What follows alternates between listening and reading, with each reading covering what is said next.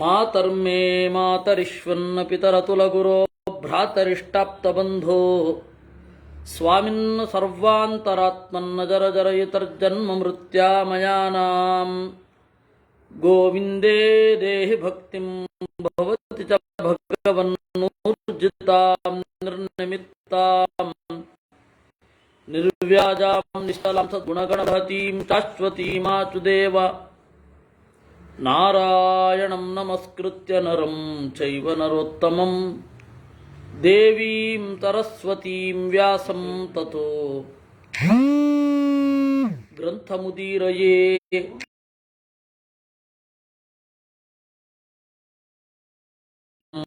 ಪ್ರಣತಿ ಮಾಲಿಕಾ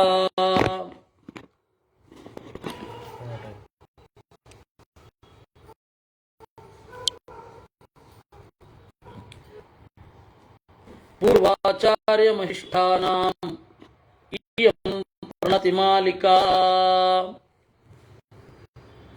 ನಿನ್ನೆ ನಾವು ನೋಡಿದ್ವಿ,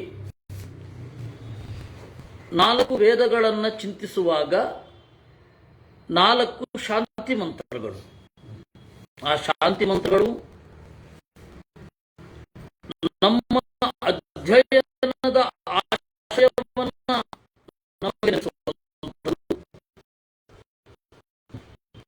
ಅಧ್ಯಯನ ಮಾಡುವ ಮೊದಲು ಇಂಗ್ಲಿಷ್ನಲ್ಲಿ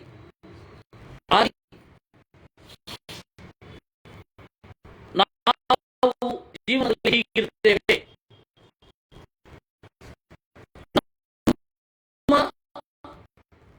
ಅಧ್ಯಯನದ ಗುರಿ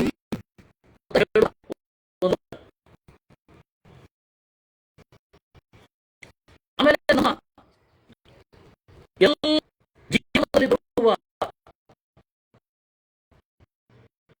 ಅಡ್ಡಿ ಮೊದಲಾದವುಗಳನ್ನು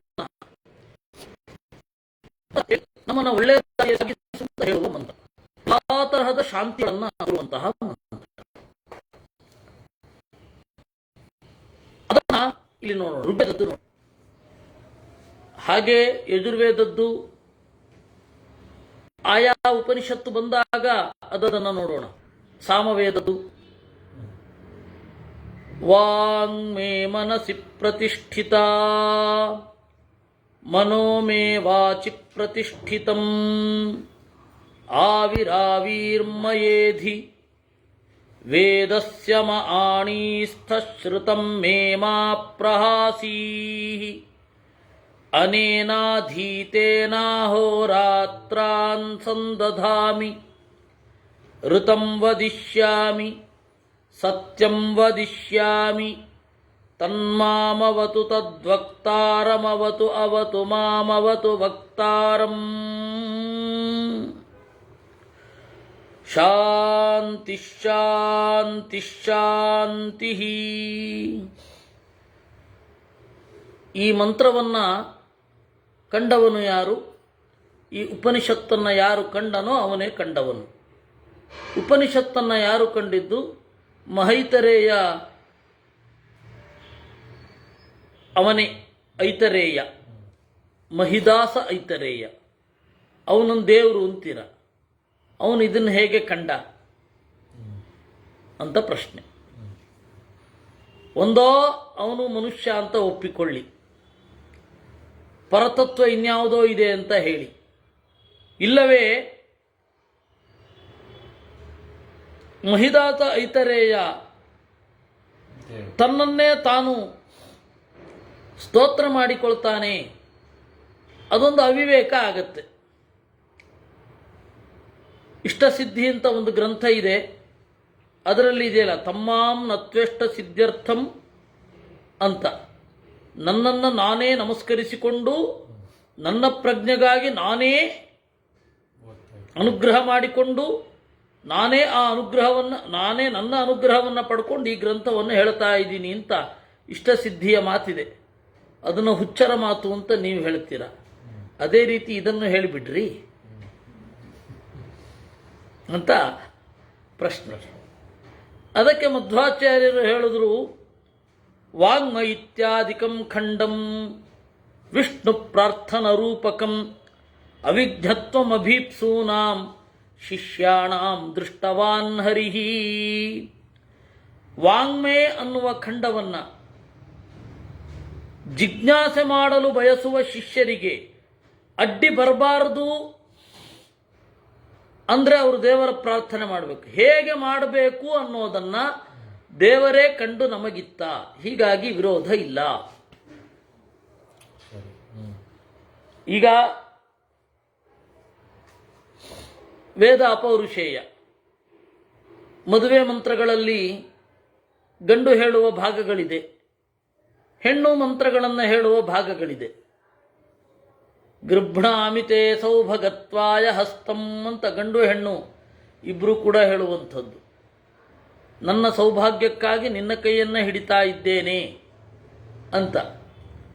ಆಮೇಲೆ ಎಲ್ಲರೂ ಕೂಡ ಸಾಮ್ರಾಜ್ಞೀ ಭವ ಶ್ವಶುರೇ ಸಾಮ್ರಾಜ್ಞೀ ಚ ನನಾಂದರಿ, ಮಾವನಿಗೆ ಅರಸಿಯಾಗು ಅಂದರೆ ಮಾವನನ್ನು ಚೆನ್ನಾಗಿ ಪಾಲನೆ ಮಾಡು ಅಂತ ಹೇಳಿ, ದಶಾಸ್ಯಾನ್ ಪುತ್ರಾನಾಧೇಹಿ ಪತಿಮೇಕಾದಚಂ ಕುರು ಅಂತ ಹೇಳಿ,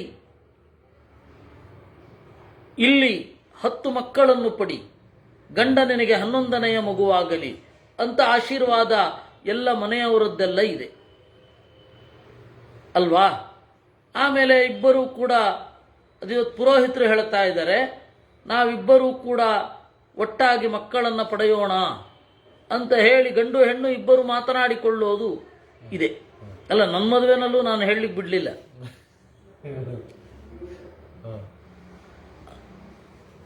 ಮದುವೆಯನ್ನು ಹೇಳುವಂತಹದ್ದು ಆಶ್ವಲಾಯನ ಗೃಹ್ಯ ಸೂತ್ರ. ಅದು ಗೃಹ್ಯ ಸೂತ್ರ ಸಮಗ್ರ ಸಂಸ್ಕಾರಗಳನ್ನು ಹೇಳುವಂಥದ್ದು. ಅದರಲ್ಲಿ ಅವರು ವ್ಯಾಖ್ಯಾನಕಾರರು ಹೇಳ್ತಾರೆ, ಜಾನಪದ ಸಂಗತಿಗಳು ಅನೇಕ ತುಂಬಿಕೊಂಡು ಬಿಟ್ಟಿವೆ. ಜಾನಪದ ವೈದಿಕ ಅಂತ ಹೇಳಿ ಎರಡನ್ನೂ ಬೇರ್ಪಡಿಸಲಿಕ್ಕೆ ಆಗದಷ್ಟು ಮಿಶ್ರಿತ ಆಗೋಗಿದೆ ಅಂತ ಅವತ್ತೇ ಹೇಳಿದ್ರು. ಇವತ್ತಿನ ಕಥೆಯನ್ನು ಅದರಲ್ಲಿ ಅರುಂಧತಿ ದರ್ಶನ ಆಗೋ ತನಕ ಅವರು ಒಂದು ಹೊತ್ತು ಊಟ ಮಾಡಿಕೊಂಡು ಅಗ್ನಿಹೋತ್ರವನ್ನು ಮಾಡಿಕೊಂಡು ಅದು ಎಷ್ಟೊತ್ತಾಗತ್ತೋ ಅಷ್ಟು ದಿವಸ ಕಾಯಬೇಕು ಅಂತ ಇರೋದು. ಮದುವೆ ಅನ್ನೋದು ಭೋಗ ಅಲ್ವಲ್ಲ. ನಮಗೆ ಇವತ್ತು ಮದುವೆ ಅನ್ನೋದು ಲ್ಯಾವಿಶ್ನೆಸ್ ಅಂತ. ಮದುವೆ ಅನ್ನೋದು ಭೋಗ ಅಲ್ಲ. ಕರ್ತವ್ಯ ಮಾಡುವಾಗ ನಮಗೆ ಸಿಗುವಂತಹ ಕೆಲವೊಂದು ಸೌಲಭ್ಯಗಳಲ್ಲಿವೆ ಅಷ್ಟೇ. ಅದು ಋಷಿಗಳು ಕಂಡದ್ದು ಹಾಗೆ. ಇರಲಿ, ಅದನ್ನು ಒಂದು ಪಕ್ಕಕ್ಕಿಡೋಣ. ಅಲ್ಲಿ ಮದುವೆಯ ಮಂತ್ರಗಳಿದೆ. ಪುರೋಹಿತರು ಹೇಳುವಂತಹದ್ದು, ವಧು ಹೇಳಿಕೊಳ್ಳುವಂಥದ್ದು, ವರ ಹೇಳಿಕೊಳ್ಳುವಂಥದ್ದು. ಈ ಎಲ್ಲ ಮಂತ್ರಗಳನ್ನು ಹೇಳೋರು ಯಾರು? ಆಯಾ ವ್ಯಕ್ತಿಗಳು. ಹೇಗೆ ಕಂಡ್ರು ಅವರೆಲ್ಲ? ಅವರೇನು ಕಾಣಲಿಲ್ಲ. ಇವಾಗ ಮದುವೆ ಆಗಿರುವ ಮಂತ್ರವನ್ನು ಕಂಡನ ಅವನು ಗೊತ್ತೇ ಇರಲಿಲ್ಲ. ಅವನಿಗಿಂತ ಹಿರಿಯರು ಹೇಳಬೇಕು, ನೋಡಪ್ಪ ಈ ರೀತಿ ಮಂತ್ರ ಇದೆ, ನಿನ್ನ ಪ್ರತಿಜ್ಞೆ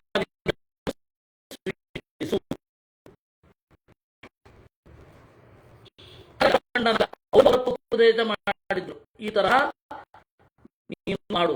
ಹಾಗೆ ಕಂಡವ್ರು ಯಾರು? ಬ್ರಹ್ಮದೇವರು. ಹುಡುಗಿಯನ್ನ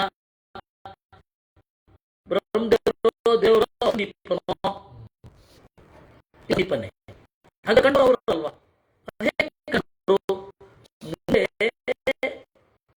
ಇದು ಈ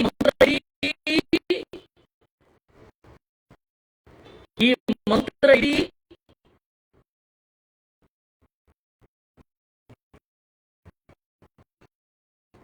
ವಿಧಿಗ ಬಳಕೆಯಾಗಲಿ. ಒಂದು ಅರ್ಥ ಇದೆ. ಈ ಮಂತ್ರದ ಮೂಲಕ ಮುಂದಿನ ಜನಾಂಗ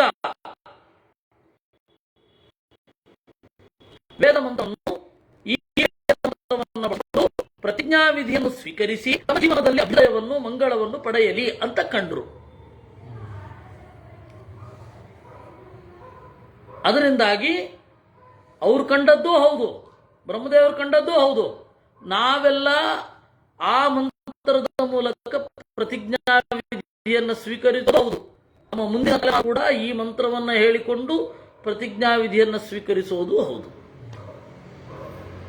ಇದನ್ನ ತರ್ಕತಾಂಡವದಲ್ಲಿ ಒಂದು ತಮಾಷೆ, ಯಾರದ್ದು? ವ್ಯಾಸತೀರ್ಥರದ್ದು. ತಾರ್ಕಿಕರ ಪ್ರಕಾರ ವೇದವನ್ನು ಬರೆದದ್ದು ದೇವರು, ಆದರೆ ನಮ್ದು ಆ ವೇದ ಅಪೌರುಷೇಯ, ಯಾರು ದೇವರು ರಚನೆ ಮಾಡಿದ್ದಲ್ಲ. ನಮ್ದು ಆ ತರಹ ಇರೋದ್ರಿಂದ ಬಹಳ ತರ್ಕಗಳನ್ನೆಲ್ಲ ಮಾಡಿ ಕಡೆಯಲ್ಲಿ ದಣಿವಾಗಬಾರದು ಅಂತ ಮಧ್ಯ ಮಧ್ಯದಲ್ಲಿ ತಮಾಷೆಯೂ ಇರುತ್ತೆ.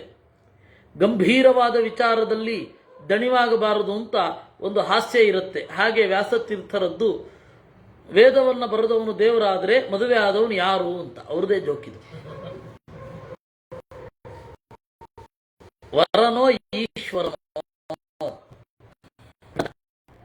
ಅದರಿಂದಾಗಿ ಅಲ್ಲಿ ಈ ಮಂತ್ರವನ್ನು ಕಂಡವ ಬ್ರಹ್ಮನಾದರೂ ತನಗಿಂತ ಕಿರಿಯ ದೇವತೆಗಳನ್ನು ಇದರ ಮೂಲಕ ಮುಂದಿನ ಜನಾಂಗ ಸ್ತೋತ್ರ ಮಾಡಲಿ ಅನ್ನುವ ಭಾವನೆಯಿಂದ ಕಂಡಿರ್ತಾನೆ.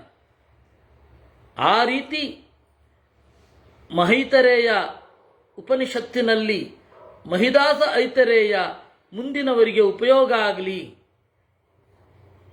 ಈ ಉಪನಿಷತ್ತನ್ನ ವೇದವನ್ನ ಅಧ್ಯಯನ ಮಾಡುವ ಮೊದಲು ಈ ಮಂತ್ರವನ್ನು ಹೇಳಿ ತಮ್ಮ ಅಡ್ಡಿಗಳನ್ನು ಪರಿಹಾರ ಮಾಡಿಕೊಳ್ಳಲಿ ಅಂತ ಕಂಡನಂತೆ. ಹೀಗಾಗಿ ಮಹಿದಾಸ ಐತರೇಯ ಕಂಡದ್ದ? ಹೌದು. ಯಾಕೆ ಕಂಡದ್ದು? ಮುಂದಿನ ಜನಾಂಗದ ಉಪಯೋಗಕ್ಕಾಗಿ. ಹೇಗೆ ಕಂಡದ್ದು? ಮುಂದಿನ ಜನಾಂಗ ಇದರಿಂದ ನನ್ನನ್ನು ಪ್ರಾರ್ಥನೆ ಮಾಡಲಿ ಅಂತ ಹೇಳಿ ಕಂಡದ್ದು ಅಷ್ಟೆ. ಇಷ್ಟರೊಂದಿಗೆ ಇದರ ಮಂತ್ರದ ಒಳಗಡೆ ಹೋಗೋಣ. ವಾಂಗ್ಮೇ ಮನಸಿ ಪ್ರತಿಷ್ಠಿತ. ವಾಕ್ ಮಾತು, ಮೇ ನನ್ನ,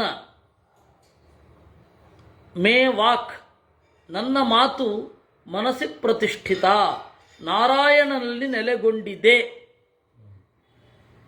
ಮನಃ ಅಂತ ಹೇಳಿದ್ರೆ ಮನು ಅವಬೋಧನೆ, ಜ್ಞಾನ ಅಂತ ಅರ್ಥ.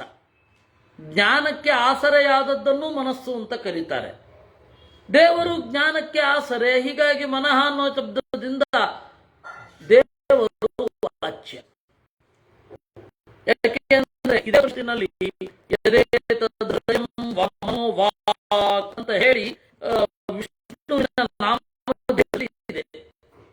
ಅದರಿಂದಾಗಿ ವಾಂಗ್ಮೇ ಮನಸಿ ಪ್ರತಿಷ್ಠಿತ. ವಾಕ್ ಮಾತು, ನನ್ನ ಮಾತು ಮನಸ್ಸಿ ನಾರಾಯಣನಲ್ಲಿ ಪ್ರತಿಷ್ಠಿತ ನೆಲೆಗೊಂಡಿದೆ. ಹಾಗೆ ಆ ಮನಸ್ಸು ನಾರಾಯಣ ಅವನು ವಾಚಿ ಪ್ರತಿಷ್ಠಿತಂ, ಮಾತಿನಲ್ಲಿ ನೆಲೆಗೊಳ್ಳಲಿ. ವೇದವನ್ನ ಹೇಳುವಂತಹ ಮಾತು ದೇವರಲ್ಲಿ ನೆಲೆಗೊಳ್ಳಲಿ. ದೇವರ ಚಿಂತಿಸುವ ಮನಸ್ಸು ಚೆನ್ನಾಗಿ ಮಾತಿನಲ್ಲಿ ಅಭಿವ್ಯಕ್ತವಾಗಲಿ.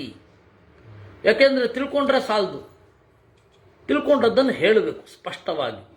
ಆಮೇಲೆ ಅಂತರ್ಗುಡುಗುಡಾಯತೆ ಬಹಿರ್ವಕ್ತು ನಪಾರ್ಯತೆ, ಒಳಗಡೆ ಏನೋ ಅನ್ನಿಸ್ತಾ ಇದೆ ಹೇಳಲಿಕ್ಕೆ ಬರ್ತಾ ಇಲ್ಲ ಅಂತ ಆಗಬಾರ್ದಲ್ವಾ. ಅದರಿಂದಾಗಿ ಕ್ಲಾರಿಟಿ ನಮ್ಮ ಜೀವನದಲ್ಲಿ ಬರಲಿ. ಏನೋ ಹೇಳ್ತಾ ಇರ್ತೀವಿ, ಏನೋ ಆಗ್ತಾ ಇರುತ್ತೆ, ಹಾಗೂ ಆಗದಿರಲಿ.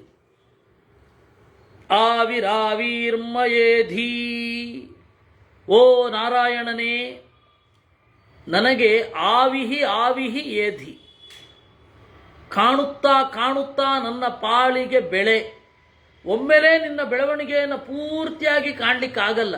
ನೀನು ಎಷ್ಟಿದೆಯೋ ಅಷ್ಟು ಒಟ್ಟಿಗೆ ನೋಡಲಿಕ್ಕಾಗಲ್ಲ, ಕ್ರಮೇಣ ನೋಡೋದು.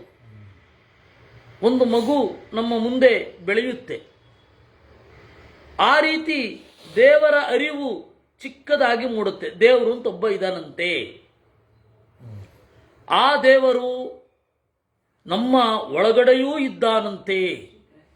ಅದೇ ದೇವರು ನಮ್ಮ ಹೊರಗಡೆಗೂ ಇದ್ದಾನಂತೆ. ನಮ್ಮ ಒಳಗೂ ಹೊರಗೂ ಇದ್ದ ದೇವರು ನಮ್ಮ ಒಳಗನ್ನ ಹೊರಗಿನ ಪದಾರ್ಥದ ಜೊತೆಗೆ ಜೋಡಿಸುತ್ತಾನಂತೆ. ಈ ಎಲ್ಲ ಅಂತೆಗಳು ಕ್ರಮೇಣ ಅವನನ್ನು ಅನುಭವಿಸಲಿಕ್ಕೆ ನಮ್ಮ ಒಳಗಣ ದೃಷ್ಟಿ ಬೇಕು. ಅದನ್ನು ಕೊಡುವಂಥದ್ದು ವೇದ. ಆ ವೇದದ ಮೂಲಕ ದೇವರ ಅನುಭವವನ್ನು ನಮ್ಮಲ್ಲಿಯೇ ನಾವು ಪಡೆಯಬಹುದು. ಎಲ್ಲ ಹೊರಗಡೆ ಹೋಗಬೇಕಾಗಿಲ್ಲ, ನಮ್ಮ ಒಳಗಡೆಯೇ ಪಡೆಯಬಹುದು. ಈ ಅನುಭವವನ್ನು ಪಡೆದಾದ ಮೇಲೆ ಮುಂದಿನ ಹೆಜ್ಜೆಗಳು ಇವು ಅಂತ ಶಾಸ್ತ್ರ ಹೇಳ್ತಾ ಇದೆ. ಇದನ್ನ ಕ್ರಮೇಣ ಆವಿರ್ಭಾವ ಆಗುವುದು.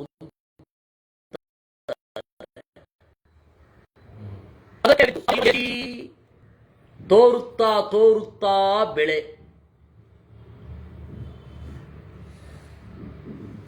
ವೇದಸ್ಯ ಮೇ ಆಣೀಸ್ಥ ಶ್ರುತಂ ಮೇ ಮಾ ಪ್ರಹಾಸೀಹಿ. ವೇದಸ್ಯ ಆಣಿ ಸ್ಥ.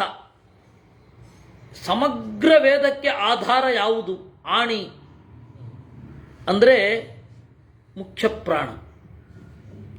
ಯಾಕೆಂದರೆ ವೇದ ನಮಗೆ ಹೊಳೆಯೋದು ತಿಳಿಯೋದು ಇವುಗಳೆಲ್ಲ ಆಗಬೇಕು ಅಂದರೆ ಆತ್ಮಿಕ ಪ್ರಜ್ಞೆ ಇರಬೇಕು. ನಮ್ಮ ಒಳಗಿನ ಪ್ರಜ್ಞೆ ಸಾಕ್ಷಾತ್ಕಾರ ಆಗದ ಹೊರತು, ಒಳಗಿನ ಪ್ರಜ್ಞೆ ತಿಳಿಗೊಳ್ಳದ ಹೊರತು ಅಲ್ಲಿ ವೇದ ಮೂಡಲ್ಲ.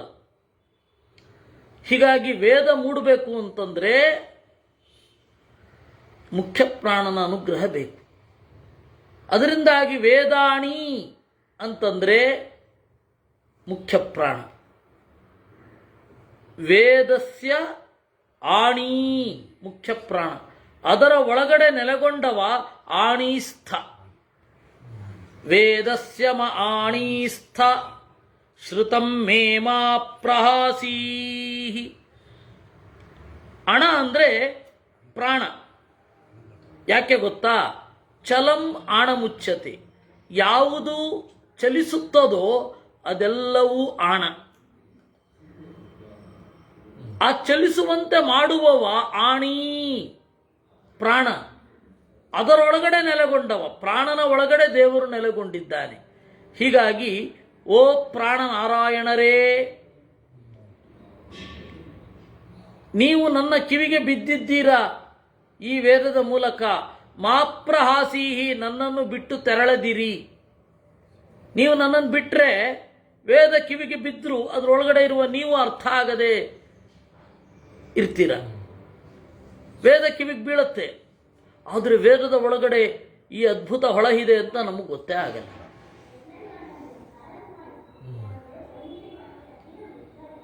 ವೇದ ನಮ್ಮ ಅನುಭವಕ್ಕೆ ಬರುತ್ತೆ ಅಂತನ್ನುವ ಧೈರ್ಯ ಮೂಡಬೇಕು ಅಂತಂದರೆ ಪ್ರಾಣ ಇರಬೇಕಲ್ಲಿ. ವೇದದ ಅನುಭವ ನಮ್ಮ ಒಳಗಡೆ ಮೂಡ್ತಾ ಇದೆ ಅಂತಂದರೆ ನಮಗೆ ಪ್ರಾಣ ಜಾಗೃತನಾಗಿದ್ದಾನೆ, ಪ್ರಾಣನ ಅನುಗ್ರಹ ಇದೆ ಅಂತ ಅರ್ಥ. ಹೀಗಾಗಿ ವೇದಸ್ಯ ಆಣೀಸ್ಥ,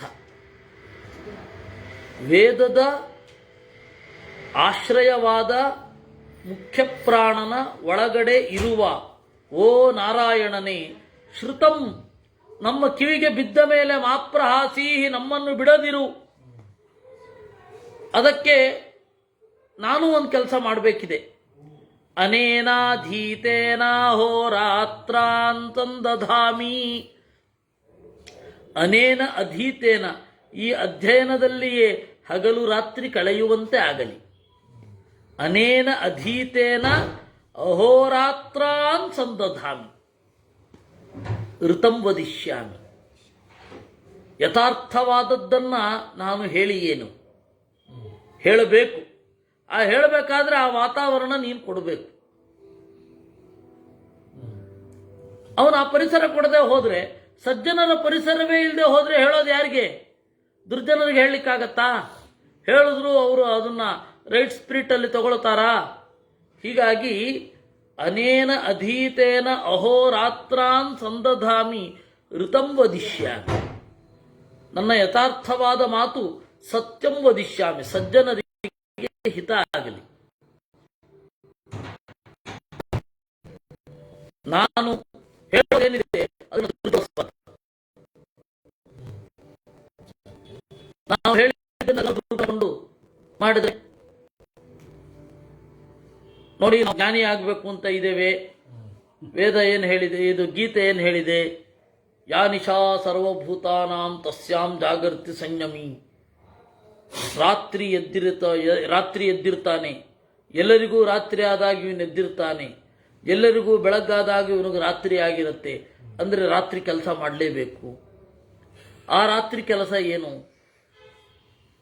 ಬೇರೆಯವರ ದುಡ್ಡನ್ನು ನಾನು ಮಣ್ಣಿನ ಹೆಂಟೆ ಅಂತ ಅನ್ಕೊಂಡ್ಬಿಟ್ಟಿದ್ದೀನಿ, ಮಣ್ಣಿನ ಹೆಂಟೆ ಮಾತ್ರ ತಗೊಂಡು ಬರ್ತೀನಿ. ಈ ತರ ದುರ್ವಾದ ಮಾಡಿದ್ರೆ ಪ್ರಯೋಜನ.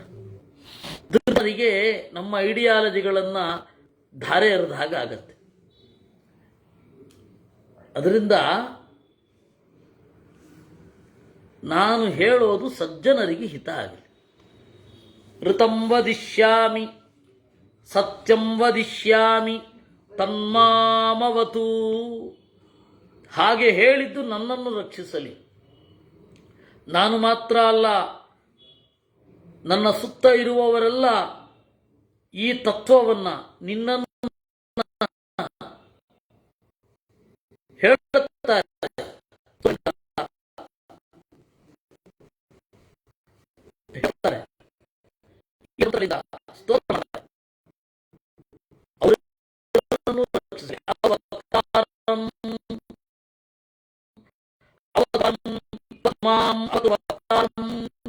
ಶಾಂತಿ ಶಾಂತಿ ಶಾಂತಿ. ಶಾಂತಿ ಅಂತಂದ್ರೆ ಮೊದಲು ಮನಸ್ಸಿನ ನೆಮ್ಮದಿ, ಎರಡನೆಯದ್ದು ದೇವರಲ್ಲಿನ ಭಕ್ತಿ, ಮೂರನೆಯದ್ದು ಆನಂದಾತ್ಮಕನಾದ ನಾರಾಯಣನ ಹತ್ತಿರ ಸಾಗುವುದು. ಶಾಂತಿ ಶಾಂತಿ ಶಾಂತಿ.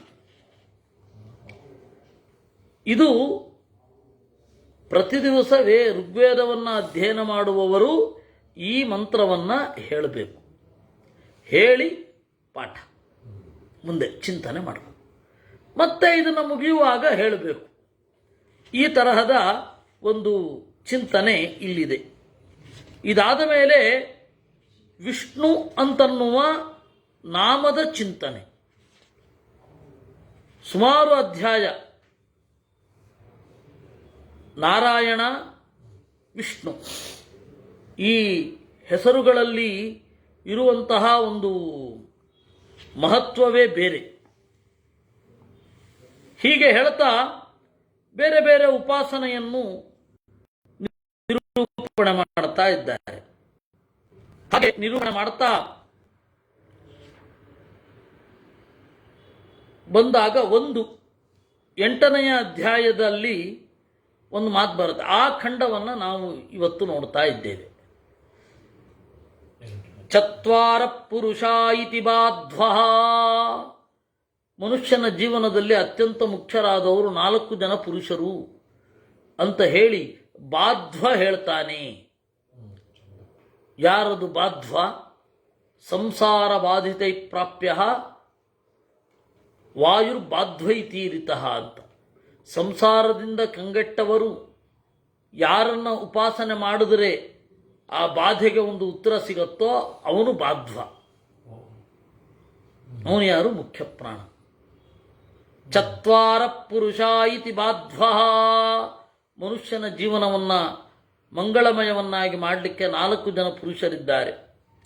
ಶರೀರ ಪುರುಷ, ಛಂದ ಪುರುಷ, ವೇದ ಪುರುಷ, ಮಹಾಪುರುಷ ಇತಿ ಅಂದ್ರು. ಯಾರಪ್ಪ ಇವರು? ಶರೀರ ಪುರುಷ, ಛಂದ ಪುರುಷ, ವೇದ ಪುರುಷ, ಮಹಾಪುರುಷ. ಯಾರಿದು? ಯಮವೋಚ ಶರೀರ ಪುರುಷ ಇತಿ ಯಮವೋಚಾಮ ಸ ಏವಾಯಂ ದೈಹಿಕ ಆತ್ಮ. ಶರೀರ ಪುರುಷ ಯಾರು? ಯಾರು ದೈಹಿಕ ಆತ್ಮನೋ ಅವನೇ ಶರೀರ ಪುರುಷ.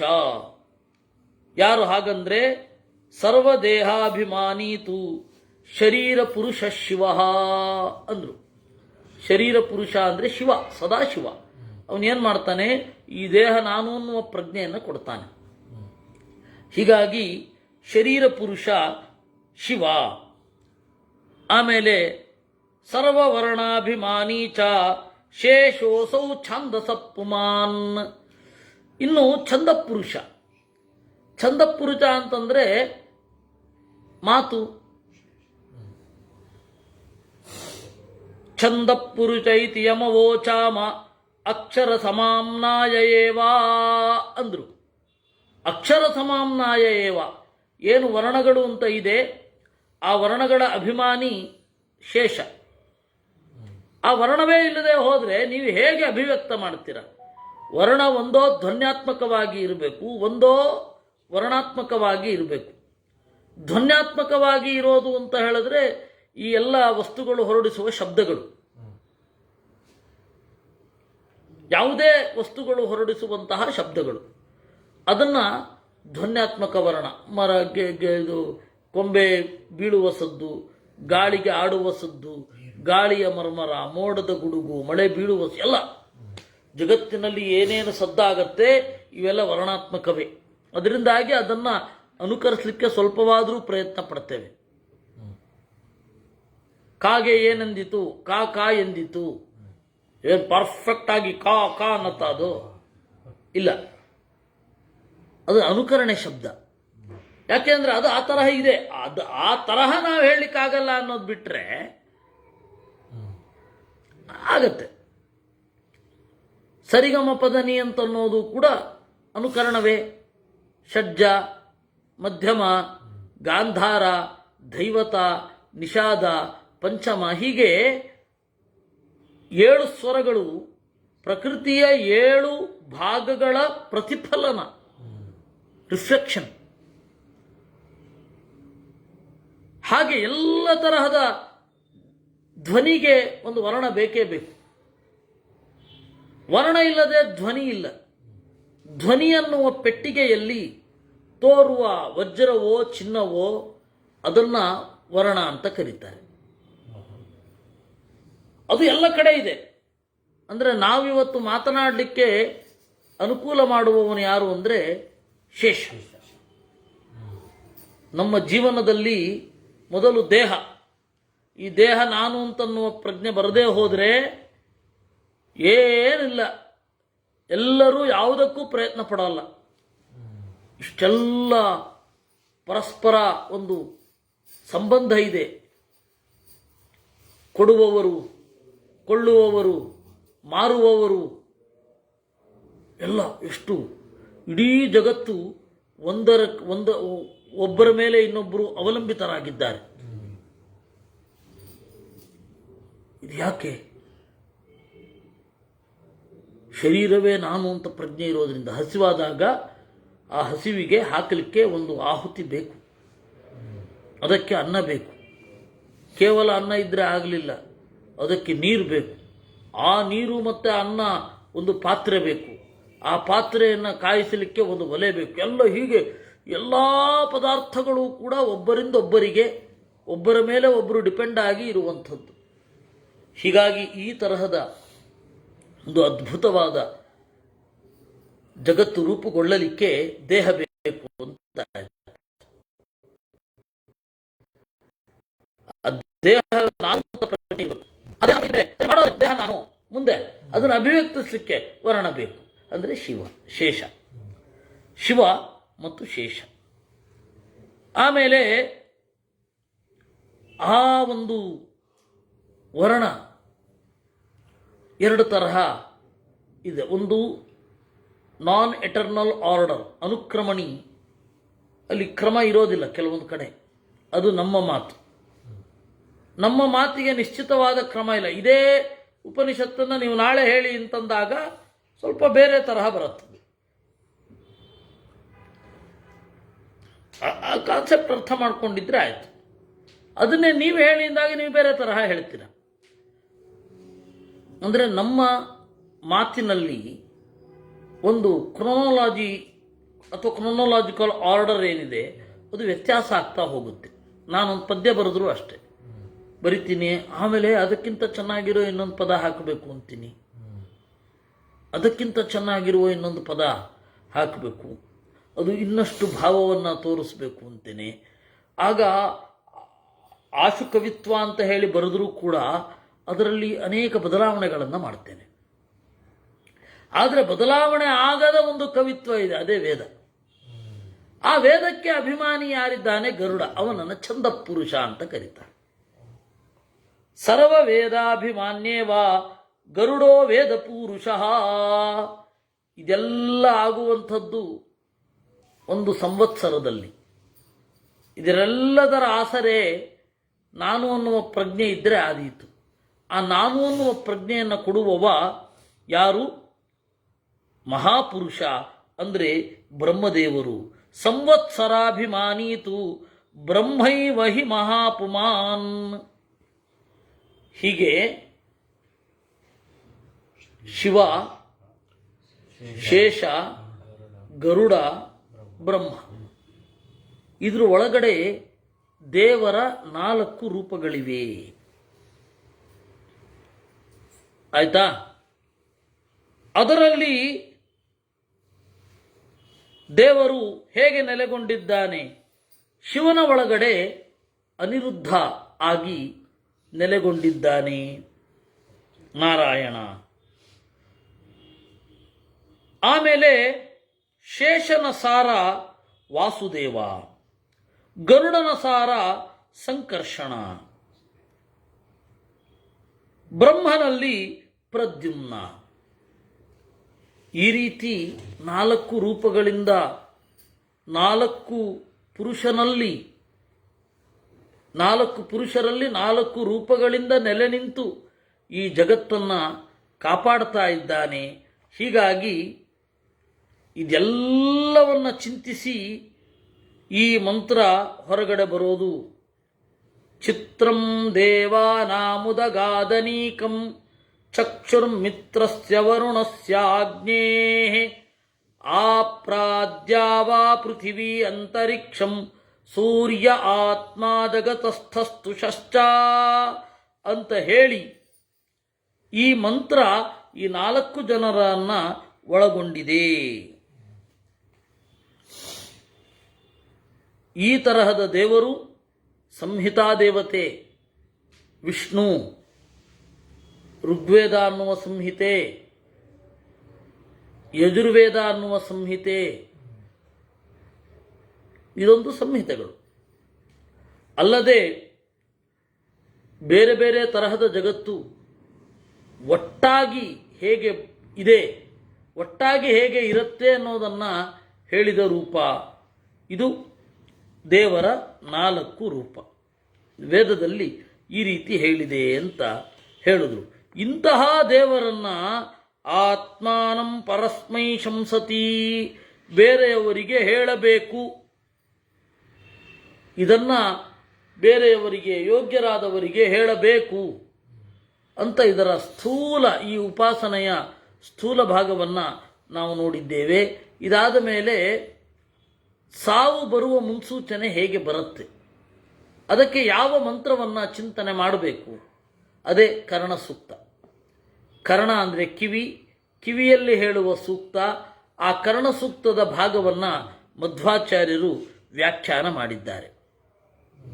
ಇನ್ನು ಚಂದ ಮಾತು ಬರಬೇಕು ಅಂತಂದ್ರೆ ಏನು ಮಾಡಬೇಕು?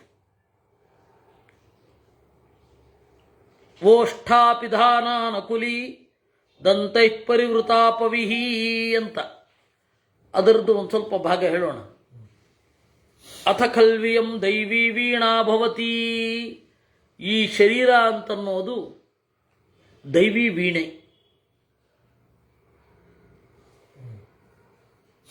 ದೇವತೆಗಳು ಜಗತ್ತಿಗೆ ಕೊಟ್ಟ ವೀಣೆ, ಮಾನುಷ ಶರೀರ ಅಂತ. ತದನುಕೃತಿ ರಸೌ ಮಾನುಷೀ ವೀಣಾ ಭವತಿ. ಈ ಶರೀರದ ಒಂದು ಅನುಕರಣೆಯೇ ಆ ವೀಣೆ. ಆ ವೀಣೆ ಮನುಷ್ಯನ ಶರೀರ ಹೇಗಪ್ಪ? ಯಥಾಸ್ಯಾ ಶಿರಃ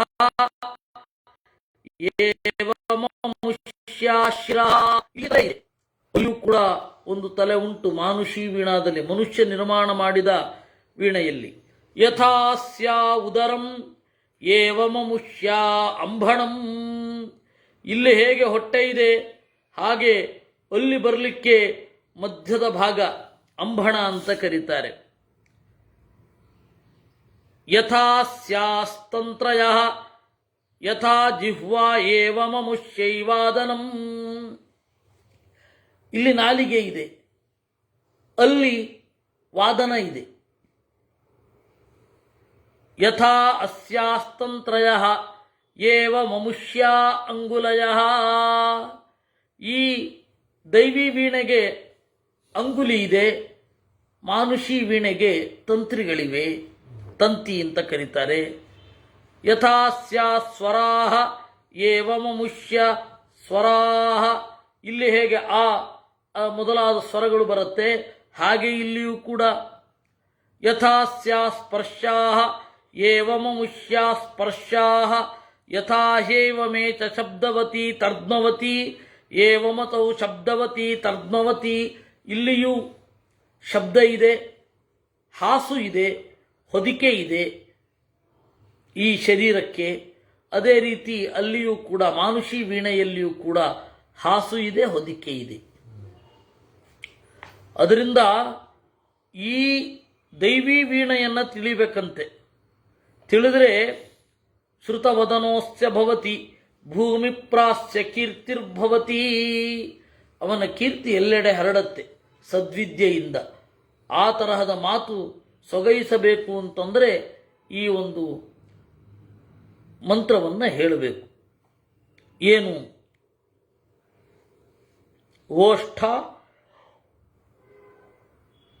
ಓಷ್ಠಾಪಿಧಾನಾನಕುಲಿ ದಂತೈ ಪರಿವೃತಾ ಪವಿಹಿ ಸರ್ವಸ್ಯೈ ವಾಚ ಈಶಾನಃ ಚಾರು ಮಾಮಿಹ ವಾದಯೇತ್. ಇದನ್ನು ಉಪಾಸನೆ ಮಾಡಿದರೆ, ಇದನ್ನು ಪಾರಾಯಣ ಮಾಡಿದರೆ ನಿಮ್ಮ ಮಾತನ್ನು ಕೇಳಲಿಕ್ಕೆ ಅಂತ ಹೇಳಿ ಯಾವುದ್ಯಾವುದೋ ದಿಕ್ಕುಗಳಿಂದ ದೂರಗಳಿಂದ ಬರ್ತಾರೆ. ಅದು ವಾಗ್ದೇವತೆಯಾದ ಪರಮಾತ್ಮನ ಒಂದು ಸ್ತೋತ್ರ. ಇಷ್ಟು ನುಡಿದು ಈ ಮಹೈತರೆಯ ಉಪನಿಷತ್ತಿನ ಅಂತಿಮ ಮಂಗಳಾಚರಣೆ ಮಧ್ವರದ್ದನ್ನು ನೋಡೋಣ. ಬಹಳ ಸೊಗಸಾಗಿದೆ ಇದು. ಸರ್ವೈಶ್ಚ ವೈದಿಕ ಪದೈರಪಿ ಲೋಕ ಶಬ್ದೈಃ ಮೇಘಾಗ್ನಿವಾರಿಧಿ ತಳಾದಿರವೈಶ್ಚ ತರ್ವೈಃ ಏಕೋ ವಿಧೇಯ ಪರಿಪೂರ್ಣ ಗುಣ ಪ್ರಿಯೋಲಂ ನಾರಾಯಣೋ ಮಮ ತದೈವ ಸುತುಷ್ಟಿಮೇತು. ಸರ್ವೈಶ್ಚ ವೈದಿಕ ಪದೈಃ, ಎಲ್ಲ ವೇದದಲ್ಲಿರುವ ಪದಗಳಿಂದ, ಲೋಕಶಬ್ದೈಃ, ಲೋಕದಲ್ಲಿರುವ ಶಬ್ದಗಳಿಂದ. ಅಷ್ಟೇ ಅಲ್ಲ, ಮೇಘಾಗ್ನಿ ವಾರಿಧಿ ತಳಾದಿ ರವೈಶ್ಚ ಸರ್ವೈಃ, ಮೋಡದ ಗುಡುಗು, ಬೆಂಕಿಯ ಭರ್ರೆಂಬ ಭರತ, ಕಡಲಿನ ಮಾರ್ಮೊಳಗು, ಎಲ್ಲ ತರಹದ ಶಬ್ದಗಳಿಂದ ಯಾರದೋ ಒಬ್ಬನ ಗುಣ ಜಗತ್ತಿಗೆ ಕೇಳಿಸ್ತಾ ಇದೆ. ಅಂದರೆ ಈ ಎಲ್ಲ ಶಬ್ದಗಳು ಯಾರ ಗುಣವನ್ನು ಹೇಳುತ್ತಿವೆಯೋ ಅಂತಹ ದೇವರು ನನಗೆ ಅತ್ಯಂತ ಪ್ರಿಯ, ಅವನು ನನ್ನ ಬಗೆಗೆ ಪ್ರೀತನಾಗಲಿ ಅಂತ ಆಚಾರ್ಯರು ಅಂತಿಮ ಮಂಗಳಾಚರಣೆಯಲ್ಲಿ ಒಂದನ್ನು ಅವರು ಮಾಡ್ತಾರೆ. ಮಧ್ವಾಚಾರ್ಯರ ಮಂಗಳ ಅದರಲ್ಲಿ ಕ್ರಿಯಾಪದವೇ ಇಲ್ಲ ಹೆಚ್ಚಿನದರಲ್ಲಿ. ಯಾಕೆಂದ್ರೆ ಏನನ್ನು ಕೇಳೋದೇ ಇಲ್ಲ, ದೇವರನ್ನು ಹಾಗೆ ಪ್ರೀತಿಸಬಹುದು ಅಂತ ತೋರಿಸ್ಕೊಟ್ಟವರೇ ಆಚಾರ. ದೇವರು ದೊಡ್ಡವನು ಅಷ್ಟೇ, ಇನ್ನೇನು ಬೇಕು? ಹಾಗೆ ಎಷ್ಟೋ ನಿಂತೋಗುತ್ತೆ. ನನಗೆ ಇದನ್ನು ಮಾಡಲಿ ಅದನ್ನು ಮಾಡಲಿ ಏನೂ ಇಲ್ಲ, ಇದನ್ನು ಕೊಡಲಿ ಅದನ್ನು ಕೊಡಲಿ ಏನೂ ಇಲ್ಲ. ಯಾವುದನ್ನು ಅವರು ಬಯಸಲಿಲ್ಲ. ಅದಕ್ಕೆ ಪ್ರೀತಿ ತೀರ್ಥ ಅಂತ ಅವರ ಹೆಸರು. ಆಚಾರ್ಯರ ಬಗೆಗೆ ಹೇಳುವಾಗ ಪ್ರೀತ್ಯೈ ವಿಷ್ಣೋರುತ್ತಮ ಪ್ರೀತಿ ತೀರ್ಥೋ ವೇದವ್ಯಾಖ್ಯಾಂ ವೇದ ವೇದಿ ಚಕಾರ ಪ್ರೀತಿ ತೀರ್ಥ. ಯಾಕೆಂದರೆ ದೇವರ ಬಳಿಗೆ ಉತ್ಕಟವಾಗಿ ಹರಿಯುವ ಪ್ರೀತಿ, ಅದರಲ್ಲಿ ನಾವು ಮೀಯಬೇಕು. ಪ್ರೀತಿ ತೀರ್ಥದಲ್ಲಿ ಮೀಯಬೇಕು ಅಂದ್ರೇನು? ಅವರ ಶಾಸ್ತ್ರವನ್ನು ಚಿಂತನೆ ಮಾಡುವುದು ಅಂತ ಅರ್ಥ. ಇಷ್ಟರೊಂದಿಗೆ ನಾವೀಗ ಬೃಹದಾರಣ್ಯಕ ಉಪನಿಷತ್ತಿಗೆ ಕಾಲಿಡಲಿದ್ದೇವೆ. ಈ ಉಪನಿಷತ್ತು ಬಹಳ ವಿಶಿಷ್ಟ. ಇದು ಈ ಬೃಹದಾರಣ್ಯಕ ಉಪನಿಷತ್ತು ಇದೆಯಲ್ಲ, ಬಹಳ ವಿಶಿಷ್ಟ. ಹೆಸರಿಗೆ ತಕ್ಕಂತೆ ಬಹಳ ದೊಡ್ಡ ಉಪನಿಷತ್ತು. ಇದು ಎಲ್ಲಿ ಬರುತ್ತೆ? ಇದು ಈ ಉಪನಿಷತ್ತು ಶತಪಥ ಬ್ರಾಹ್ಮಣದಲ್ಲಿ ಬರುತ್ತೆ. ಯಜುರ್ವೇದದಲ್ಲಿ ಎರಡು ಭಾಗ, ಶುಕ್ಲ ಯಜುರ್ವೇದ, ಕೃಷ್ಣ ಯಜುರ್ವೇದ ಅಂತ. ಏನು ಬಿಳಿ ಕಪ್ಪು ಅಂದರೆ ಅಲ್ಲಿ ಕಪ್ಪಲ್ಲ, ಕೃಷ್ಣ ಅಂದರೆ ಮಿಶ್ರಿತ ಅಂತ. ಇವರು ಬ್ಲ್ಯಾಕ್ ಯಜುರ್ವೇದ ಅಂತ ಟ್ರಾನ್ಸ್ಲೇಟ್ ಮಾಡಿರ್ತಾರೆ. ದೇವರಿಗೆ ಪ್ರೀತಿ, ಅವನೇ ತಾನೇ ಅವ್ರ ಕೈನಲ್ಲಿ ಆ ತರಹ ತಿಳಿಸಿ ಮಾಡಿದ್ದು. ಶುಕ್ಲ ಯಜುರ್ವೇದ ಅಂದರೆ ವೇದದ ಅರ್ಥ ಏನು? ಯಜುಹು ಅಂದ್ರೇನು? ಒಂದರಲ್ಲಿ ತೊಡಗಿಸುವುದು. ಕ್ರಿಯೆಯನ್ನು ಹೀಗೆ ಮಾಡಿ ಅಂತ ಯಾವುದು ತೊಡಗಿಸುತ್ತದೋ ಅದು ಯಜುರ್ವೇದ. ಯೋಗ, ಯೋಜನ ಅವೆಲ್ಲ ಅದರಿಂದಲೇ ಬಂದಿರೋದು. ಯುಜಿರಿ ಯೋಗಿ ಎನ್ನುವ ಧಾತು. ಅದರಿಂದಾಗಿ ಯಜುಹು ಅಂದರೆ ಅದೇ ತರಹದ ಧಾತುವಿನಿಂದ ಹೊರಬಂದದ್ದು. ತೊಡಗಿಸುವುದು, ಯಾವುದರಲ್ಲಿ ತೊಡಗಿಸತ್ತೆ? ವೇದದಲ್ಲಿ ತೊಡಗಿಸತ್ತೆ. ಈ ಮಂತ್ರವನ್ನು ಹೇಳಿ ಈ ಕ್ರಿಯೆಯನ್ನು ಮಾಡಬೇಕು ಅನ್ನತ್ತೆ ಯಜುರ್ವೇದ. ಇಷೇತ್ವೋರ್ಜೇತ್ವ ಇತಿ ಚಿನತ್ತಿ ಅನ್ನತ್ತೆ. ಇಷೇತ್ವೋರ್ಜೇತ್ವ ಅಂತನ್ನುವ ಮಂತ್ರವನ್ನು ಹೇಳಿಕೊಂಡು ಮರದ ಮುಂದೆ ನಿಂತು ಮರವನ್ನು ಅನುಮತಿ ಕೇಳಿ ಕಟ್ಟಿಗೆಯನ್ನು ಕಿತ್ತಿರಿ. ಇಂದ್ರಸ್ಯತ್ವ ಬಾಹುಭ್ಯಾಂ, ಇಂದ್ರ ಬಾಹುಗಳನ್ನು ತೆಗಿತಾ ಇದ್ದೇನೆ, ಪೂಜೆಗಾಗಿ ತೆಗಿತಾ ಇದ್ದೇನೆ ಅಂತ ಗಿಡದ ಹತ್ರ ಮಾತಾಡೋದು. ಯಜ್ಞದ ಪ್ರಕ್ರಿಯೆ ಇದೆಯಲ್ಲ, ನಿಜವಾಗಿಯೂ ಅದೊಂದು ಕಾವ್ಯ, ಅದೊಂದು ಬಹಳ ಅನುಭವ. ಅವಾಗಿನ ಪುರೋಹಿತರು ಮಂತ್ರವನ್ನು ತಿಳಿದು ಆ ದೇವತೆಯೊಡನೆ ಸಂವಾದ ಮಾಡ್ತಾ ಮಾಡ್ತಾ ಇದ್ರು. ಅದನ್ನು ಕಿತ್ತಿ ತರಬೇಕು. ಹಸುವನ್ನು ಕಳಿಸಲಿಕ್ಕೆ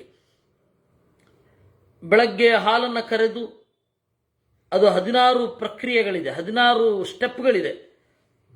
ಹೋಗಿ ಅಗ್ನಿಯಲ್ಲಿ ಹೋಮ ಮಾಡಿ ಮುಂದೆ ಹೋಗಲಿಕ್ಕೆ ಬೆಳಗ್ಗಿನ ಅಗ್ನಿಹೋತ್ರಕ್ಕೆ 16 ಸ್ಟೆಪ್. ಕರೆಯೋದ್ರಿಂದ ಹಸುವಿನ ಹಾಲು ಕರೆಯೋದು ಹಿಡಿದು ಯಜ್ಞದ ಬಳಿಗೆ ಹೋಗುವ ತನಕ 16 ಸ್ಟೆಪ್ ಇದೆ. ಆ 16 ಸ್ಟೆಪ್ಪುಗಳನ್ನು ಆಚರಿಸುವಾಗ ಹಾಲು ಬೇಕು. ಈ ಬೆಳಗ್ಗೆ ಹಾಲು ಕರೆದಾಗಿದೆ, ಮಧ್ಯಾಹ್ನ ಬೇರೆ ಗೋವುಗಳು ಬರ್ತವೆ. ಈಗ ಇದನ್ನ ಹೋಗು ಮಂತ್ರ. ಪಾತ್ರೆ ತೊಳಿಬೇಕಾದ್ರೆ ಅವ್ರು ಪಾತ್ರೆ ತೊಗೊಳ್ಳೋ ಮಂತ್ರ ಇದೆ.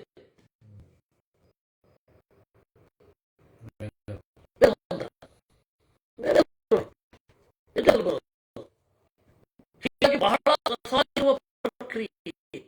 ಅವತ್ತಿನ ಕಾಲದಲ್ಲಿ ಒಂದು ಯಜ್ಞ ಅಂತ ಹೇಳಿದ್ರೆ ಅದು ಆರ್ಟಿಸ್ಟಿಕ್ ಆಗಿಯೂ ಇರೋದು. ಆ ತರಹದ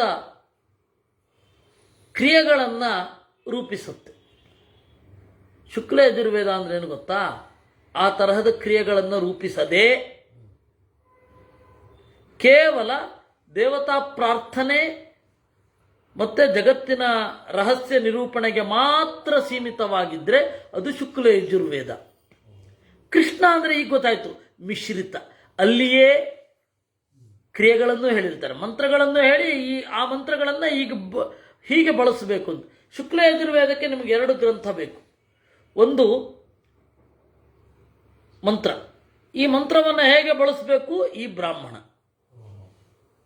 ಈ ಅಂದರೆ ಇವತ್ತು ಇವರಿಗೆಲ್ಲ ಬೇರೆನೇ ಅರ್ಥ ಆಗತ್ತೆ. ಇದು ಅನ್ನುವ ಅರ್ಥ. ಶುಕ್ಲ ಯಜುರ್ವೇದ ಬ್ರಾಹ್ಮಣ ಭಾಗ ಮಿಶ್ರಿತವಾಗದ ವೇದ ಭಾಗ. ಕೃಷ್ಣ ಯಜುರ್ವೇದ ಬ್ರಾಹ್ಮಣ ಭಾಗ ಕ್ರಿಯೋಪದೇಶ ಭಾಗ ಮಿಶ್ರಿತವಾದ ವೇದ. ಆ ಕೃಷ್ಣ ಯಜುರ್ವೇದವನ್ನು ತೈತ್ತಿರೀಯ ಸಂಹಿತೆ ಅಂತ ಕರೀತಾರೆ. ಈ ಶುಕ್ಲ ಯಜುರ್ವೇದ ಇದೆಯಲ್ಲ, ಈ ಶುಕ್ಲ ಯಜುರ್ವೇದ ಜಗತ್ತಿಗೆ ಕೊಟ್ಟ ಉಪನಿಷತ್ತು ಎರಡು. ಒಂದು ಯಾಜ್ಞೀಯ ಮಂತ್ರೋಪನಿಷತ್ತು, ಇನ್ನೊಂದು ಶತಪಥ ಬ್ರಾಹ್ಮಣ. ಆ ಶತಪಥ ಬ್ರಾಹ್ಮಣದಲ್ಲಿ 100 ಅಧ್ಯಾಯಗಳಿವೆ. ಆ 100 ಅಧ್ಯಾಯಗಳಲ್ಲಿ 93ನೆಯ ಅಧ್ಯಾಯದಿಂದ 99ನೆಯವರೆಗಿನ ಅಧ್ಯಾಯಗಳಿದು. ಬೃಹದಾರಣ್ಯಕೋಪನಿಷತ್ತು ಇದೆ ಇದೆ ಇದೆ ಇದೆ ಸಿಗತ್ತೆ, ಓದಬೇಕಷ್ಟೆ. ಅಲ್ಲ, ಇಲ್ಲಿ ಆಚಾರ ವ್ಯಾಖ್ಯಾನ ಬರೆದಿಲ್ಲ ಅದಕ್ಕೆ. ಅದನ್ನು ನಾವು ಪ್ರತ್ಯೇಕವಾಗಿ ಓದಬೇಕಾಗತ್ತೆ. ಅದಕ್ಕೆ ಕರ್ಕಸ್ವಾಮಿ, ಆಮೇಲೆ ಧೂರ್ತಸ್ವಾಮಿ, ಆಮೇಲೆ ಸಾಯಣ, ಹಾಗೆ ಬಹಳಷ್ಟು ಜನ ವ್ಯಾಖ್ಯಾನ ಬರೆದಿದ್ದಾರೆ. ಕಾತ್ಯಾಯನ ಶ್ರೌತ ಸೂತ್ರ ಅಂತ ಹೇಳಿ ಒಂದಿದೆ. ನಾವು ಆ ಅರಮನೆಯ ಮೈದಾನದಲ್ಲಿ ಶಿದಪ್ಪ ಪುಸ್ತಕ ನೀವು ಕೊಡಿಸಿದ್ರಿ ಗೊತ್ತಾ? ಅದು ಇದಕ್ಕೆ ಸಂಬಂಧಪಟ್ಟದ್ದು. ಅದು ಶುಕ್ಲ ಯಜುರ್ವೇದದ ಶತಪಥ ಬ್ರಾಹ್ಮಣಕ್ಕೆ ಸಂಬಂಧಪಟ್ಟ ಯಜ್ಞದ ಕ್ರಿಯೆಗಳನ್ನು ಮಾಡುವ ಸೂತ್ರ ಗ್ರಂಥ. ಅದೀಗಲೂ ಇದೆ. ಅದು ತೆಗೆದಾಗೆಲ್ಲ ನಿಮ್ಮ ನೆನಪಾಗತ್ತೆ. ಅದು ಎಷ್ಟು ದಪ್ಪ ಇದೆ ಗೊತ್ತಾ? ಇಷ್ಟು ದಪ್ಪ, ಒಂದು 2000 ಪುಟ ಇದೆ. ಇಷ್ಟು ಉದ್ದ ಇದೆ. ಅದರಿಂದಾಗಿ ಬಹಳ ಕಾತ್ಯಾಯನ ಶ್ರೌತ ಸೂತ್ರ ಬಹಳ ಇದು ಶತಪಥ ಬ್ರಾಹ್ಮಣದ ಮೇಲೇ ಇರುವಂಥದ್ದು. ಆ ಶತಪಥ ಬ್ರಾಹ್ಮಣದ 93ನೆಯ ಅಧ್ಯಾಯದಿಂದ 99ನೆಯ ಅಧ್ಯಾಯದವರೆಗೆ ಇರುವಂತಹ ಉಪನಿಷತ್ತು ಬೃಹದಾರಣ್ಯಕೋಪನಿಷತ್ತು. ಹಿರಿದಾದ ಉಪನಿಷತ್ತು, ಹೆಸರಲ್ಲೇ ಬೃಹತ್ ಇದೆ. ಇಲ್ಲಿ ಮಹೈತರೇಯ ಇದೆ, ಇಲ್ಲಿ ಬೃಹತ್ ಅಂತ ಇದೆ. ಅಂತಹ ಬೃಹದಾರಣ್ಯಕೋಪನಿಷತ್ತು ಅಂಥದ್ದು ಏನು ಹೇಳ್ತಾ ಇದ್ದಾರೆ ಇದರಲ್ಲಿ ಅಂತ. ಏನು ಹೇಳ್ತಾ ಇದ್ದಾರೆ? ನಾವಿವತ್ತು ಪುರಾಣದಲ್ಲಿ ಮಾತೆತ್ತಿದ್ರೆ ರಾಜರು ರಾಜಸೂಯ ಯಾಗವನ್ನು ಮಾಡಿದರು, ಅಶ್ವಮೇಧ ಯಾಗವನ್ನು ಮಾಡಿದರು. ಆ ಅಶ್ವಮೇಧ ಯಾಗದ ಪ್ರಕ್ರಿಯೆಗಳು, ರಾಜಸೂಯ ಯಾಗದ ಪ್ರಕ್ರಿಯೆಗಳು, ಅದನ್ನು ಈ ಮಂತ್ರ ಒಳಗೊಂಡಿದೆ, ಯಜುರ್ವೇದ ಒಳಗೊಂಡಿದೆ. ಅದರಿಂದ ಬೇರೆ ಒಂದು ಯಜ್ಞಗಳನ್ನು ಮಾಡಬಹುದು. ಬೇರೆ ಯಜ್ಞ ಮಾಡಲಿಕ್ಕಾಗಲ್ಲ ಅಂತಲ್ಲ, ಬೇರೆ ಯಜ್ಞಗಳನ್ನು ಮಾಡಬಹುದು. ಇವತ್ತು ಅದನ್ನು ಅಧ್ಯಯನ ಮಾಡುವವರು ಬೆರಳೆಣಿಕೆಯ ಮಂದಿ ಇರೋದಿಲ್ಲ. ಆ ಯಜ್ಞದ ಪ್ರಕ್ರಿಯೆಯನ್ನು ಅಧ್ಯಯನ ಮಾಡುವವರು ಬೆರಳೆಣಿಕೆಯ ಮಂದಿ. ವೇದಾಂತಿಗಳಂತೂ ಯಾರೂ ಮುಟ್ಟೋದೇ ಇಲ್ಲ ಅದನ್ನು. ಅಷ್ಟು ನಿರ್ಲಕ್ಷಿತವಾದ ಗ್ರಂಥ. ಈ ಶುಕ್ಲ ಯಜುರ್ವೇದ ಮತ್ತು ತೈತ್ತಿರೀಯ ಸಂಹಿತೆಯ ಕೃಷ್ಣ ಯಜುರ್ವೇದ ಅದೆರಡೂ ರಾಜಸೂಯಾಶ್ವಮೇಧ ಯಾಗಗಳನ್ನು ನಿರೂಪಣೆ ಮಾಡುತ್ತೆ. ಉಪನಿಷತ್ತೇನದು? ಈಗ್ಯಾರು ಅಶ್ವಮೇಧ ಮಾಡೋದಿಲ್ಲ ಅಲ್ವಾ? ಮಾಡೋದಿಲ್ಲ ಅನ್ನೋದು ಹೌದು, ಆದರೆ ಅದರ ಅಧ್ಯಾತ್ಮ ಮಹತ್ವವನ್ನು ಅರ್ಥ ಮಾಡ್ಕೋಬೋದಲ್ಲ. ಇವಾಗ ಮಾಡೋದಿಲ್ಲ ಅನ್ನೋದು ಹೌದು, ಆದರೆ ಆಧ್ಯಾತ್ಮಿಕ ಮಹತ್ವವನ್ನು ಅರ್ಥ ಮಾಡಿಕೊಳ್ಳದೆ ಹೋದರೆ ನಮ್ಮ ಹಿಂದಿನ ರಾಜರ ಅಧ್ಯಾತ್ಮದ ಒಂದು ಹಿಂದಿನ ಚಕ್ರವರ್ತಿಗಳ ಅಧ್ಯಾತ್ಮದ ಜೀವನ ಏನು ಅನ್ನೋದೇ ಗೊತ್ತಾಗೋದಿಲ್ಲ. ಅದಕ್ಕೆ ತಮಾಷೆ ಬೇರೆ ಮಾಡ್ತಾರಾ ಚಾರ್ವಾಕರು? ಏನಂತ? ಬಲಿ ಕೊಡೋದಾದ್ರೆ ನಿಮ್ಮ ಅಪ್ಪನನ್ನೇ ಬಲಿ ಕೊಟ್ಬಿಡಪ್ಪ, ಬೇಗ ಸ್ವರ್ಗಕ್ಕೆ ಹೋಗ್ತಾನೆ ಅಂತ. ಹೋಗ್ಲಿ, ಆ ಅಶ್ವಮೇಧವನ್ನ ಕುರಿತು ಇನ್ನೂ ತಲೆನೋವು.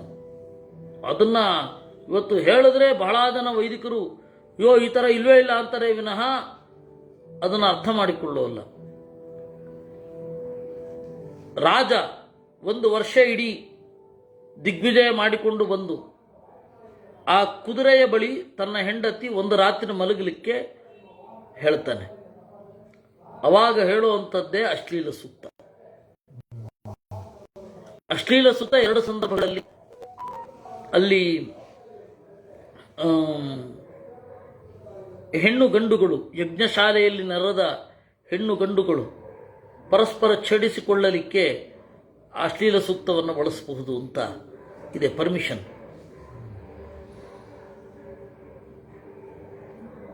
ಮಾತಾ ಚ ತೇ ಪಿತಾ ಚ ತೆಗ್ರಂ ವೃಕ್ಷಶ್ಚ ರೋಹತಃ ಪ್ರಸುಲಾಮೀತಿ ತೇ ಪಿತಾ ಮುಷ್ಟಿಮತಂ ಸಯತ್ ಅಂತ. ಪ್ರಾಚೀನ ಭಾರತದಲ್ಲಿ ಕಾಮಶಾಸ್ತ್ರ ಅಂತ ಏನು ಗುರುಗಳ ಪುಸ್ತಕ ಇದೆ, ಅದರಲ್ಲಿ ಈ ವೇದ ಮಂತ್ರದ ಅಶ್ಲೀಲ ಸೂಕ್ತದ ಅರ್ಥಾನುವಾದ ಇದೆ. ಅದನ್ನು ಇಲ್ಲಿ ಪುರೋಹಿತ ಕುದುರೆ ಕಿವಿಯಲ್ಲಿ ಹೇಳ್ತಾನೆ. ಆ ಅಶ್ಲೀಲ ಸೂಕ್ತಕ್ಕೆ ಒಂದು ಅಧ್ಯಾತ್ಮಾರ್ಥ ಇದೆ ಅಂತ ಚತುರ್ದಶ ಸೂಕ್ತಗಳಲ್ಲಿ ಗುರುಗಳು ಬರೆದಿದ್ದಾರೆ.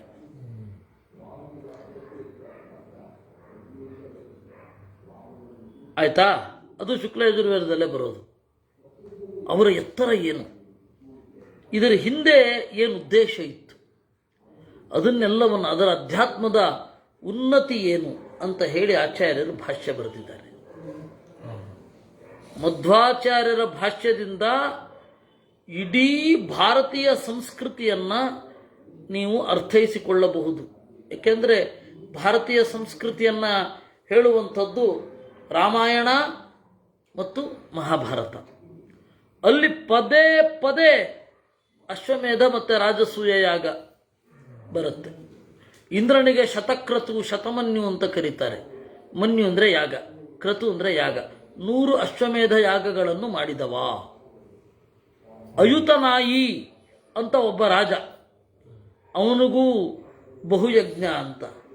ಆಮೇಲೆ ಎಷ್ಟು ಜನ ಮಾಡಿದ್ದಾರೆ, ಬಲಿ ಮಾಡಿದ್ದಾನೆ, ಇಂದ್ರ ಮಾಡಿದ್ದಾನೆ, ಆಮೇಲೆ ಕಾರ್ತವೀರ್ಯ ಅರ್ಜುನ, ದಶರಥ, ಅಶ್ವಮೇಧ ಯಾಗ ಮಾಡಿದವರಲ್ಲಿ ರಾಮ, ಆಮೇಲೆ ಕೃಷ್ಣ, ಪಾಂಡವರಂತೂ ಬಹಳ ಬಾರಿ ಮಾಡಿದ್ದಾರೆ.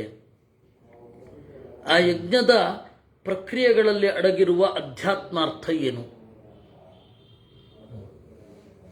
ಅನ್ನೋದನ್ನ